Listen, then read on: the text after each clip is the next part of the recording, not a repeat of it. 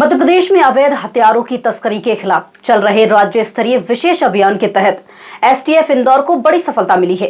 STF ने खंडवा जिले में कार्रवाई करते हुए 2 युवकों को गिरफ्तार किया है, जिनके कब्जे से अवैध पिस्टल मैगजीन सहित बरामद की गई है। हालांकि पिस्टल बनाने वाला एक आरोपी मौके से फरार हो गया, जिसकी तलाश की जा रही है। एसटीएफ को मुखबिर से सूचना मिली थी कि मध्य प्रदेश, उत्तर प्रदेश और हरियाणा में हथियार सप्लाई करने वाला गिरोह खंडवा में सक्रिय है।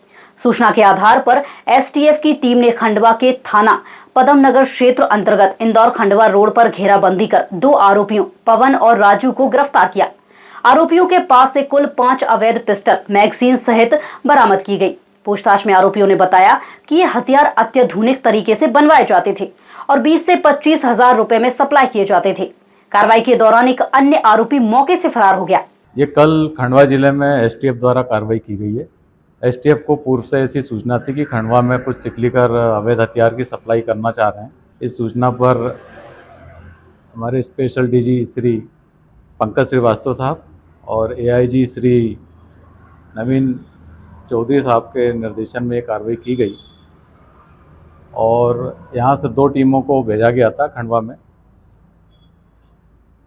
खंडवा के पदम नगर थाना क्षेत्र में कल शाम करीबन 8 बजे 2 व्यक्ति पकड़े गए। एक पवन है और दूसरा राजू, दोनों बीकन गांव के रहने वाले हैं। इनके साथ एक और था सिकलीकर, जो मुख्य रूप से ये हथियार का निर्माण करता है, जिसका नाम हैप्पी है।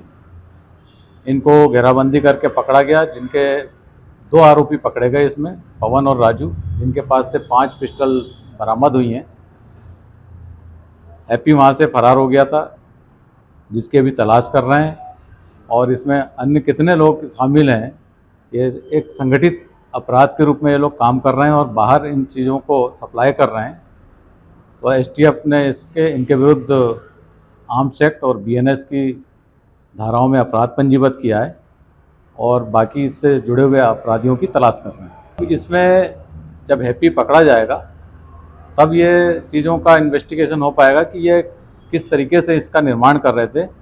लेकिन आमतौर पर जो हथियार पकड़े जाते थे उससे इन हथियारों की क्वालिटी बेहतर है, तो निश्चित रूप से ये उन्नत तरीके से इसका निर्माण कर रहे हैं, जिस पर हम अनुसंधान कर रहे हैं। ये लगभग एक पिस्टल को 20 से 25 हज़ार रुपये में बेचते हैं और मध्य प्रदेश के बाहर भी सप्लाई करते हैं। उत्तर प्रदेश, हरियाणा, अन्य प्रदेशों में भी सप्लाई होती है इसकी। इस संबंध में जब इसका मुख्य अभियुक्त पकड़ा जाएगा तो विस्तृत विवेचना की जाएगी।